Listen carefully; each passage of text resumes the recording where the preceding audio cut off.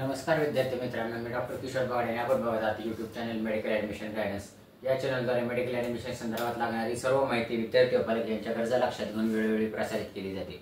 तरी हा channel subscribe करा, बेल आयकॉनवर क्लिक करा आणि आपल्या मित्रांना शेअर करा. आता मेडिकल ॲडमिशन प्रोसेस हा MBBS BDS चा पहिला राऊंड झालेला आहे, ऑल इंडिया कोटा झालेला आहे आणि महाराष्ट्र काउन्सिलिंगचा पण झालेला आहे.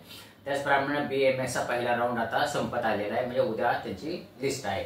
तर आपला आता महत्त्वाचा विषय म्हणजे MBBS BDS चा दुसरा राऊंड कधी होईल अशी ही उत्सुकता महाराष्ट्रातील सगळ्या विद्यार्थ्यांना लागलेली आहे. आणि तोच धागा घेऊन आजचा आपला विषय आहे महाराष्ट्र काउन्सिलिंग MBBS BDS चा सेकंड राऊंड एक्सपेक्टेड डेट काय असेल. तर मित्रांनो, त्या एक्सपेक्टेड डेट कडे जाण्याच्या अगोदर आपल्याला बेसिक रूल्स लक्षात घ्यायला पाहिजेत की बेसिक रूल्स काय आहेत मेडिकल काउन्सिलिंगचे. पहिल्यांदा ऑल इंडिया कोटाचा राऊंड लागतो, नंतर स्टेट कोटाचा राऊंड लागतो, नंतर परत ऑल इंडिया कोटाचा लागतो, नंतर स्टेट कोटाचा. तर पहिल्या शेड्यूल प्रमाणे ऑल इंडिया कोटाच्या पहिल्या शेड्यूल प्रमाणे 13 तारीख म्हणजे आजच ऑल इंडिया कोटाची दुसरी लिस्ट डिक्लेअर होणार होती. पण आत्ताच दुपारी एक नोटिफिकेशन आलेलं आहे ऑल इंडिया कोटाचं आणि त्यांनी एक्सटेन्शन केलेलं आहे. तर आता ते एक्सटेन्शन कसं आहे ते पण तुम्हाला 2 मिनिटांमध्ये सांगतो आणि आपण आपल्या मुख्य विषयाकडे जाऊया. तर ऑल इंडिया कोटाचं एक्सटेन्शन कशामुळे झालेलं आहे, तर 22 नवीन कॉलेजेस आलेले आहेत. गव्हर्नमेंट नवीन कॉलेजेस म्हणजे ऍड झालेले आहेत, जमा झालेले आहेत म्हणजे कसं ऍड झालेले आहेत की जवळजवळ 228 गव्हर्नमेंटच्या सीट्स ऍड झालेल्या आहेत. तर ज्या ज्या विद्यार्थ्यांना ऑल इंडिया कोटामध्ये ज्यांनी रजिस्ट्रेशन केलेलं असेल किंवा अजून केलेलं नसेल त्यांना सुद्धा ही चांगली सुवर्ण संधी आहे की all over India 228 MBBS seats were तुम्ही क्लेम करू शकता. ह्याच्यामध्ये 22 कॉलेजेस ऍड झालेले आहेत, त्यांची टोटल सीट 228 आहेत.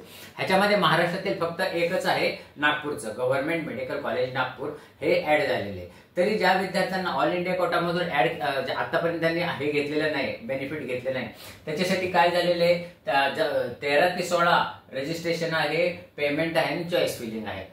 ज्या विद्यार्थ्यांना अजून त्याच्यामध्ये भाग घ्यायचा आहे त्यांना सुवर्ण संधी आहे, ज्यांच्या मिस झालेला आहे 228 जागांवर क्लेम. पहिले तर व्हॅकन्सी वेगळीच, त्याच्यामध्ये परत 228 जागा ऍड झालेल्या आहेत 22 कॉलेजेस मिळून. तर त्यांनी रजिस्ट्रेशन नवीन केले तरी चालेल 10,000 रुपये भरून आणि त्याच्यामध्ये पेमेंट करायचे आणि चॉईस फिलिंग करायची. तर ते तारीख किती आहे, 13 ते 16 हे अगोदर पूर्णपणे क्लोज झालेलं होतं. आणि ह्याची डेट काय आहे ह्या राऊंडची, 19 सप्टेंबर. अलग लक्षात. तर अगोदर काय होतं, 13 सप्टेंबर ही डेट होती म्हणजे आजच डिक्लेअर होणार होती. पण आता त्यांनी तारीख डिक्लेअर कुठे केलेली, 19 सप्टेंबर केलेली. ह्याचा अर्थ काय होतो, ऑल इंडिया कोटाचा पहिला राऊंड पहिल्या शेड्यूल प्रमाणे 13 सप्टेंबरला क्लोज होणार होता. म्हणजे आपला MBBS BDS चा दुसरा राऊंड साधारणपणे ऑल इंडिया कोटाचा दुसरा राऊंड 13 सप्टेंबरला डिक्लेअर होणार होता, म्हणजे तो क्लोज होणार होता साधारणपणे बेसिक. तर आपल्याला स्टेट काउन्सिलिंगचा दुसरा राऊंड लगेच उद्या किंवा परवा चालू होण्याची शक्यता होती. परंतु आता ती शक्यता जवळजवळ संपलेली आहे, कारण ऑल इंडिया कोटाचा दुसऱ्या राऊंडची लिस्ट ही 19 सप्टेंबरला लागणार आहे. ह्याचा दुसरा अर्थ काय होतो, आपलं महाराष्ट्र काउन्सिलिंगची MBBS BDS ची दुसरी लिस्ट ही 19 सप्टेंबर नंतर लागणार आहे. हे क्लिअर कट आहे. त्याच्यामुळं ज्यांना उत्सुकता आहे किंवा ज्यांना जे फोन करतात, आम्हाला करतात, दुसऱ्यांना करतात की कधी लागेल, तर त्यांनी हे लक्षात घ्यावं की महाराष्ट्र काउन्सिलिंगचा MBBS BDS चा दुसरा राऊंड हा 19 सप्टेंबर नंतरच डिक्लेअर होणार आहे. तर त्याच्यासाठी साधारणपणे 19 सप्टेंबरचा ऑल इंडिया कोटाचा डिक्लेअर आपला 20 तारीख किंवा 21 तारीखला डिक्लेअर होऊ शकतो, 21 सप्टेंबरला. पण त्याची पूर्वतयारी म्हणून प्रेफरन्स फिलिंग, चॉईसेस फिलिंग परत नीट लक्षात घ्या. आता महाराष्ट्र काउन्सिलिंग मध्ये प्रत्येक राऊंडला तुम्हाला नवीन प्रेफरन्सेस ऍड करायचे आहेत.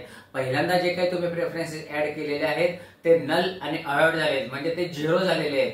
तरी प्रत्येक विद्यार्थ्यांनी पालकांनी नीट लक्षात घ्या. जर समजा त्यांना वाटत असेल की पहिल्या राऊंड मधलेच प्रेफरन्सेस दुसऱ्या राऊंड मध्ये तर ते चुकीचं आहे. सेकंड राऊंड मध्ये तुम्हाला नवीन चॉईस फिलिंग करायचे, नवीन कॉलेजेस टाकायचे आहेत. तुम्ही चेंज करू शकता, रिअरेंज करू शकता, डिलीट करू शकता, म्हणजे हे करू शकता.